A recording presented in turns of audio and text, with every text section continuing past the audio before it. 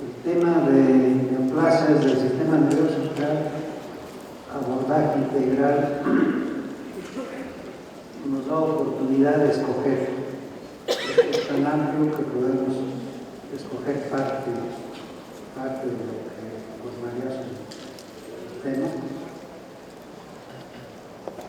Sobre todo el abordaje integral, que no se puede conseguir sin los valores humanos.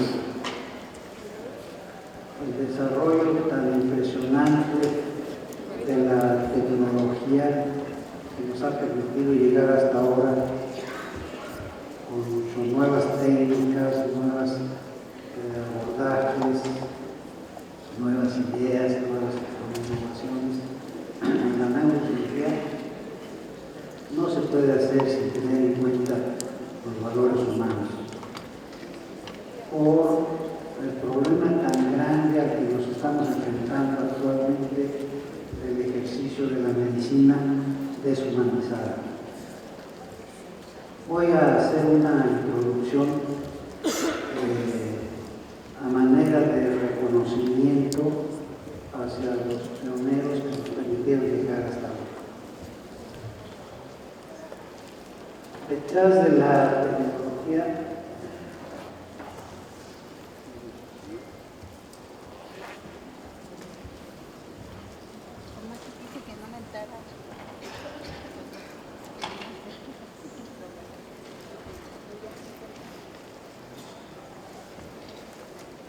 la tecnología digital,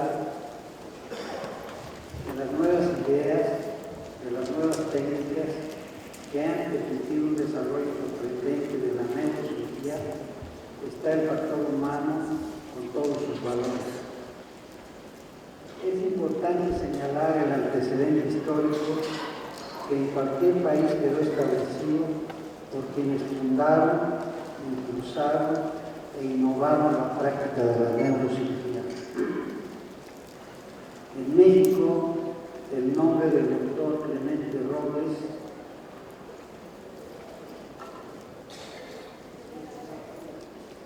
es una leyenda y ocupa un merecido lugar en la medicina y cirugía nacional e internacional.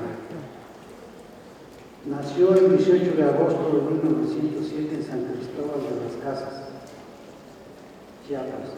Completó su primaria e hizo la secundaria en esta ciudad. Estudió la preparatoria en el Colegio de San Ildefonso en los años de 1919 y 1922. Conoció, estudió y trabajó con destacados profesores, llegando a mantener una estrecha amistad, como con el profesor Isaac Ochoterena, dedicado a la investigación y enseñanza de la biología, la botánica, la zoología, la histología y anatomía patológica en el Colegio de San Ildefonso y en el llamado Instituto de Higiene. Con el doctor Fernando Carranza, fisiólogo, director de la Escuela de Medicina y posteriormente rector de la universidad. Con el doctor Eliseo Ramírez, excelente cirujano, relación que inclinó al aún preparatoriano Clemente Robles hacia la cirugía. Se inscribió en medicina en 1923 y se graduó el 29 de enero de 1929. Tuvo la oportunidad de presenciar una primera operación en el Hospital Juárez, realizada por el doctor Rojo de la Vega, experiencia que definió su vocación y destino en la cirugía. Se forjó como un destacado cirujano en el Hospital Juárez bajo las enseñanzas de prominentes profesores. En 1935, por su capacidad profesional y destreza quirúrgica, recibió una beca para ampliar sus conocimientos y experiencia, visitando hospitales de Estados Unidos y Europa, en donde ya se había establecido escuelas de neurocirugía, impulsando el desarrollo de la especialidad. En México no había propiamente una escuela de neurocirugía.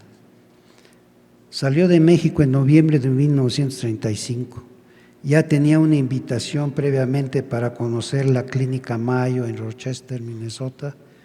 Conoció diversos servicios de cirugía, pero en particular le llamó la atención las operaciones realizadas por el doctor Hudson en neurocirugía. Un gran cirujano, un gran técnico, con una diferente concepción de la cirugía. Sus operaciones nítidas, realizadas con delicadeza y una gran belleza, hacía de sus procedimientos quirúrgicos un verdadero arte. El doctor Hudson había publicado un artículo en el año de 1921 en el que describió la importancia de la disección gentil entre un tumor y el cerebro. El doctor Robles se hizo asiduo visitante de sus operaciones. En las salas de hospitalización seguía los casos clínicos operados, los buenos resultados en el posoperatorio, observaba cómo se hacían los diagnósticos, las indicaciones y escuchaba con atención las explicaciones que daba el doctor Hudson. Esta experiencia marcó en la vida quirúrgica del doctor Robles su inclinación y dedicación por la neurocirugía. Permaneció 6 meses. Después se trasladó a Baltimore para visitar al doctor Dandy por 3 meses en el Hospital Johns Hopkins. El doctor Dandy tenía una vida profesional muy activa, era infatigable en la investigación y la enseñanza, había hecho grandes contribuciones a la neurocirugía. Visitó en Boston la escuela que había consolidado Harvey Cushing, dejando al retirarse la neurocirugía como una especialidad. Era la autoridad de neurocirugía más conocida en Estados Unidos. Después de conocer el Hospital Peter Ben Brigham, continuó su viaje visitando hospitales en Nueva York, Londres, Berlín, Viena y París. En esta ciudad conoció al profesor Gosset, jefe de cirugía general en el Hospital de la Salpêtrière. Le impresionó el trabajo neuroquirúrgico del doctor de Martel, quien promovía las operaciones de la fosa posterior en posición sentada. Visitó a Clovis Van Sant, neurólogo, alumno de Babinski, patólogo además, que tuvo que aprender neurocirugía para resolver sus casos clínicos. Para aprender se trasladó a Boston con Harvey Cushing en 1927 y en 1930 hizo su primera operación a los 51 años de edad, extrayendo un quiste hidatídico de la cisura de Silvio con éxito en el Hospital de la Pitié. En 1933, 3 años después, Cushing visitó a Clovis Van Sant, quedando sorprendido de sus destrezas quirúrgicas. De Martel y Clovis Van Sant fueron los impulsores de la neurocirugía moderna en Francia, Dandy y Cushing en Estados Unidos. De regreso en México, el doctor Robles fue invitado a integrarse al Hospital General de México, en donde fundó en el año de 1937 la primera escuela de neurocirugía en el país. Se fueron integrando médicos que fortalecieron el servicio, colaboraban los doctores Magín Puy Solanes,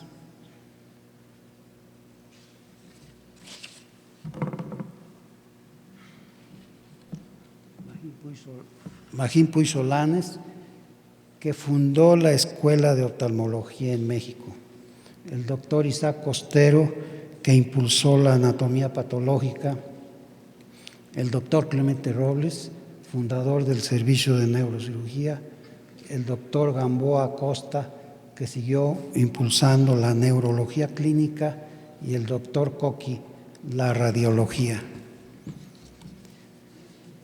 Empezó a enfrentarse el doctor Robles a los tumores del sistema nervioso central y a la cisticercosis. Reportó un caso de un tumor supraciliar de origen hipofisiario. En abril de 1944 publicó consideraciones de 100 casos de tumor operados.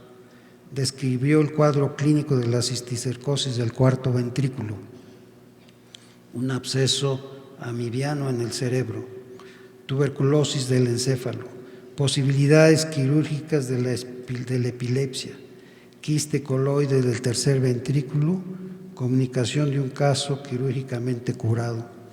Dejó escrito que de las lesiones intracraneales, el 25% fueron cisticercosis en esa época.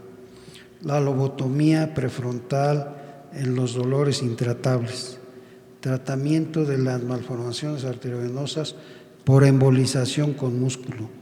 En agosto de 1966, el uso de la sonda de Pudens en el tratamiento de la cisticercosis cerebral. Fundó el Servicio de Cirugía Cardiovascular en el Instituto Nacional de Cardiología. Realizó la primera intervención quirúrgica en un caso de persistencia del conducto arterioso, con éxito y publicado en 1949. Trató coartaciones de la aorta, tetralogías de Fallot, comunicaciones intraauriculares, estenosis de la mitral. Impulsó la cirugía gastroenterológica en el Hospital de la Nutrición cuando fue una extensión del pabellón 9 del Hospital General de México. Organizó el servicio de neurocirugía en el Hospital Infantil de 1944 a 1952. Una necesidad imperiosa de transformación del servicio de neurocirugía en el pabellón 7 le hizo elaborar un proyecto de la nueva unidad de neurología y neurocirugía que se construyó y se inauguró el 18 de noviembre de 1958 con el presidente Adolfo Ruiz Cortines.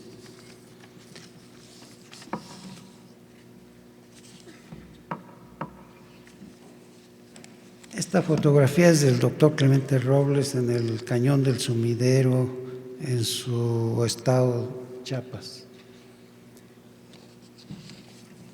En septiembre y octubre de 1979, ya a su edad avanzada, introduce por primera vez el uso del praziquantel en el tratamiento de la cisticercosis cerebral en el humano. Su protocolo de investigación con más de 700 casos en 1987 le permitió publicar en el Journal de Neurocirugía los resultados obtenidos en 141 pacientes con un seguimiento de 5 años. Se constituyó en una contribución de la medicina mexicana a la medicina en el mundo. Su incansable trabajo académico impulsando la medicina y cirugía le absorbió su vida entera y lo hizo merecedor de grandes distinciones. Profesor emérito de la Facultad de Medicina, doctor honoris causa de la Universidad Nacional Autónoma de México, director emérito del Hospital General de México, presidente y miembro honorario de la Academia Nacional de Medicina y Mexicana de Cirugía, reconocimientos y premios nacionales e internacionales. Debe destacarse la trascendencia e importancia de su labor en la enseñanza y educación.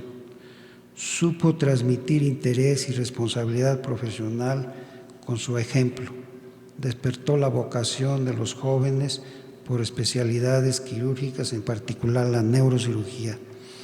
Les dio certeza y seguridad, les enseñó y educó, formó varias generaciones que actualmente ejercen en el país. Murió el 16 de diciembre de 2001. Ejemplos como él son quienes nos marcaron los valores humanos en el ejercicio cotidiano de la medicina. El tema que escogí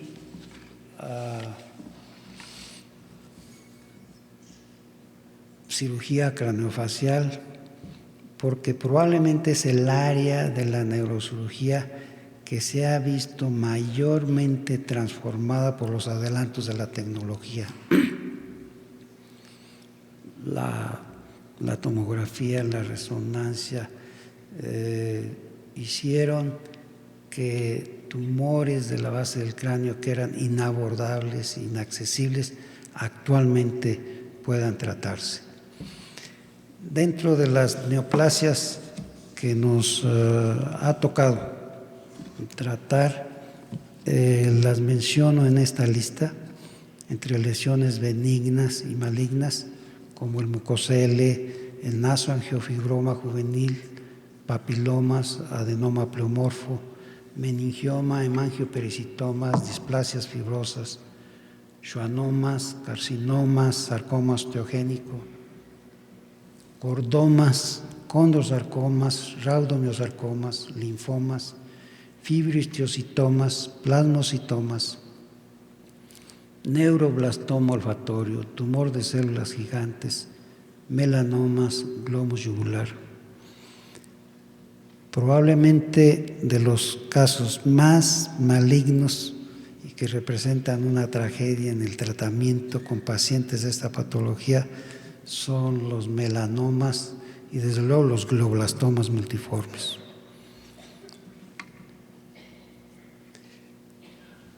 Voy a presentarles 2 o 3 casos que nos pueden percatar de lo que significa el desarrollo de esta tecnología actualmente. Este es el caso de un joven con un schwannoma recidivante. Pueden ver la tomografía computada, la lesión tumoral que infiltra, ocupa el seno maxilar del lado derecho, los senos etmoidal y esfenoidal sobre el lado derecho, y que infiltra la cavidad craneal en la fosa temporal. Este paciente, 8 años atrás, había sido operado en el servicio de oncología por el doctor Héctor Rodríguez Cuevas en la unidad de cabeza y cuello de un schwannoma parafaringio a través de una mandibulotomía. El doctor Rodríguez Cuevas fue quien me impulsó a seguir tratando, colaborar con ellos para este tipo de cirugía. Al paciente se operó a través de una craneotomía temporal, frontotemporal. Se ve cómo está aquí el defecto óseo, hecha la craneotomía, reflejado el colgajo osteoplástico, el lóbulo frontal, el lóbulo temporal.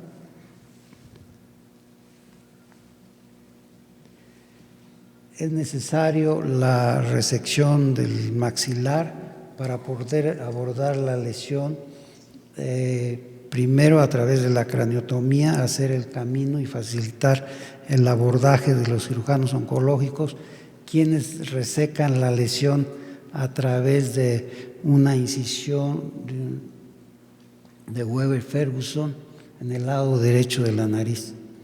Y vean aquí cómo ya hecha la maxilectomía se puede resecar el tumor, liberado previamente del piso de la base del cráneo.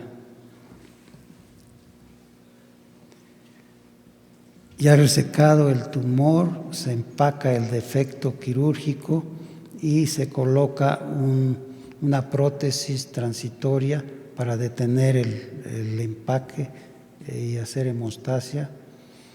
Esta cirugía ha permitido que se desarrolle el trabajo en equipo, que es fundamental actualmente en la cirugía. La participación del cirujano oncólogo, de otorrinolaringólogos, de cirujanos plásticos, los mismos neuroanestesiólogos, los intensivistas, todo un equipo nos permite poder hacer estos abordajes que actualmente era muy difícil.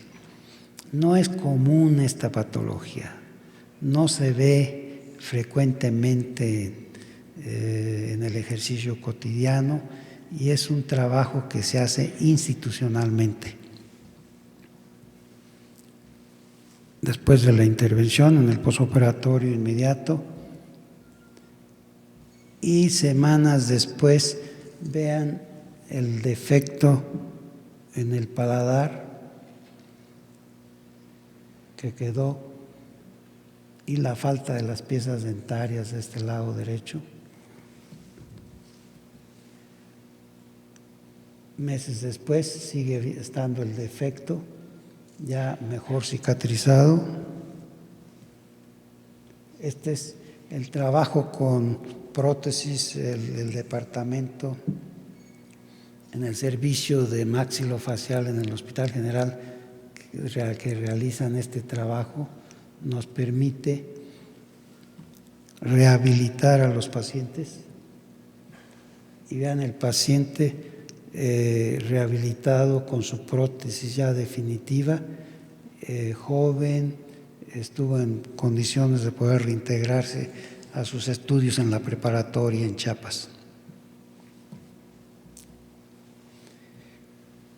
Este es el caso de un estesioneuroblastoma. No es raro encontrar este tumor. Se origina en la mucosa nasal, en su parte más alta, en las células olfatorias del epitelio olfatorio. Cursa asintomático hasta que no produce la obstrucción nasal como una manifestación clínica, hasta que empieza a haber escurrimiento nasal, mucoide, sanguinolento o epistaxis. Si el tumor, como en este caso, invade la órbita, entonces produce proptosis o quemosis, que son de los síntomas que comúnmente encontramos. Los estudios radiológicos son los definitivos y los que nos permiten planear el tratamiento quirúrgico. Es el paciente, ven la quemosis en el ojo derecho. En ocasiones el tumor deforma la nariz, el dorso de la nariz se amplía, se produce a veces otitis. El abordaje, el objeto de este abordaje es retraer los lóbulos frontales, los dos lóbulos frontales, extraduralmente a través de una craniotomía. Previamente se había tallado un colgajo de periósteo que está aquí reflejado, la frente es aquí, se ve parte del tumor. Este colgajo con un pedículo en su base es lo que nos permite cubrir después el defecto en el piso anterior de la base del cráneo. Colocándolo solamente como una hamaca, cubriendo el defecto, es suficiente para que posteriormente se fortalezca el piso de la base del cráneo.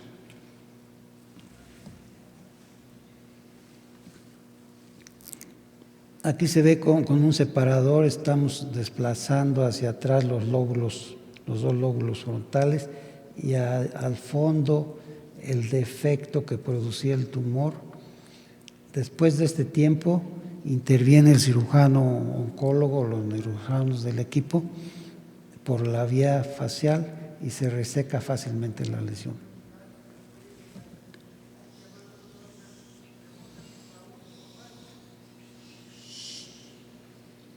Vean aquí, el colgajo de periósteo ya se reflejó cubriendo el defecto que producía el tumor en el piso anterior del cráneo. Se coloca el hueso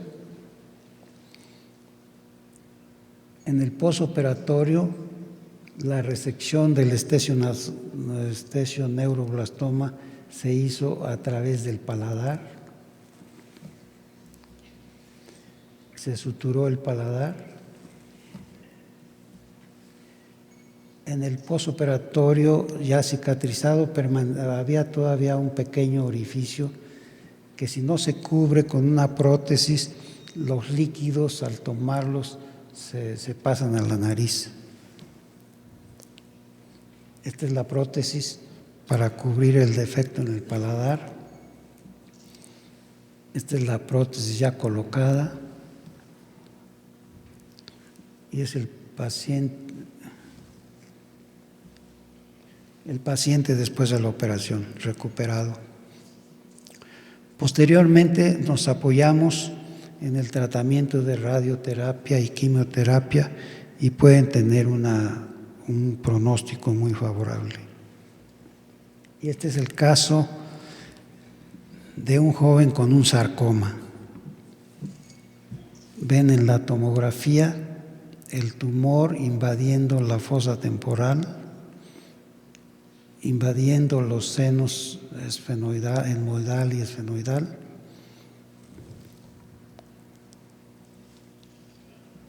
La craneotomía temporal con un colgajo osteoplástico. Este es el músculo temporal, la craneotomía hecha, se refleja el colgajo hacia un lado. Este es el colgajo reflejado y este es el tumor, el sarcoma, que fue posible resecarlo radicalmente. Es el tumor, es el joven, unas semanas después de la intervención. Este es el estudio de control posoperatorio sin tumor. Y esto es 12 años después. Recibió tratamiento de radioterapia, de quimioterapia y se reintegró a una vida normal. Pero también hay un tema que casi no abordan los cirujanos, que son las complicaciones. Las complicaciones a las que se exponen estos pacientes son la lesión cerebral por retracción. Si el cirujano no tiene el cuidado de poder disminuir el volumen del cerebro a través de punciones de líquidos cefalorraquídeo evacuadoras o el uso de soluciones hipertónicas como el manitol, entonces esa retracción puede lesionar importantemente los dos lóbulos frontales. Desde luego producir edema cerebral que van a hacer tórpido la evolución posoperatoria, la posibilidad de diabetes insípida por manejar el hipotálamo, la presencia de aire dentro de la cavidad craneal, hematomas, fístula de líquido cefalorraquídeo, infección en el lecho quirúrgico, neuroinfección secundaria o posterior en el posoperatorio, lesiones de pares craneales, lesiones vasoarteriales o venosas. La responsabilidad del neurocirujano es evitar todas estas complicaciones. Esa es la función del neurocirujano. En 30 años tuvimos una fístula de líquido cefalorraquídeo porque el colgajo de periósteo se necrosó. Hubo una meningitis fulminante y fístula de líquido cefalorraquídeo que hizo que muriera el paciente. Y el último caso que operamos el mes pasado, un adenocarcinoma de fosas nasales. Vean el tumor, cómo invade el piso anterior del cráneo y que ocupa todas las fosas nasales y la porción posterior de las fosas nasales. Ven en un estudio sagital cómo se ve, cómo abre el tumor el piso anterior del cráneo.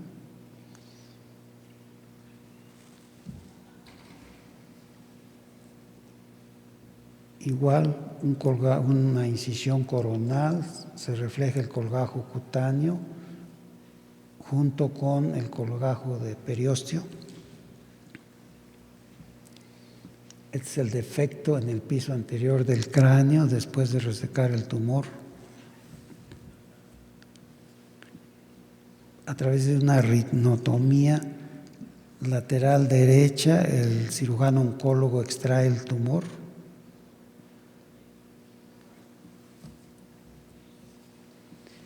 Una semana después de que fue dado de alta, el paciente regresó al hospital con un proceso infeccioso. Había desarrollado un absceso subgaleal por debajo de la piel en la frente y un empiema por delante de los dos lóbulos frontales, comunicado al defecto que había dejado la resección del tumor en la nariz. Entonces, estamos expuestos a este tipo de complicaciones que exponen la vida del paciente. Vean la comunicación de la cavidad del lecho tumoral con la cavidad intracraneana, el absceso epidural y el absceso subgaleal con aire. Además, había un absceso en el lóbulo temporal izquierdo.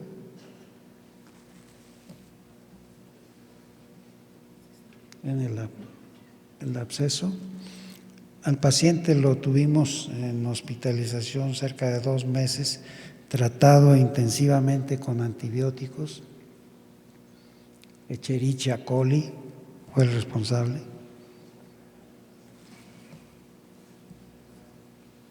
Y acaba de darse de alta, curado y resecado el tumor.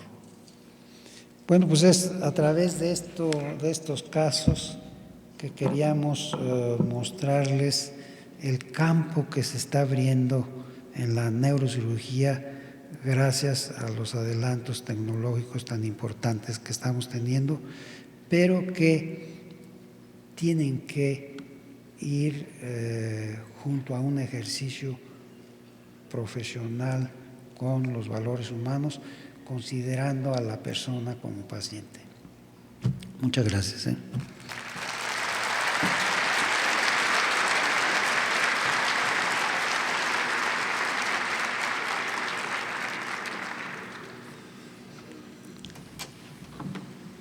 Muy bien, doctor, pues muchísimas gracias. No se nos vaya, por favor, permítanos unos minutos. Si alguien tiene alguna duda, alguna pregunta, algún cuestionamiento para el doctor, por favor.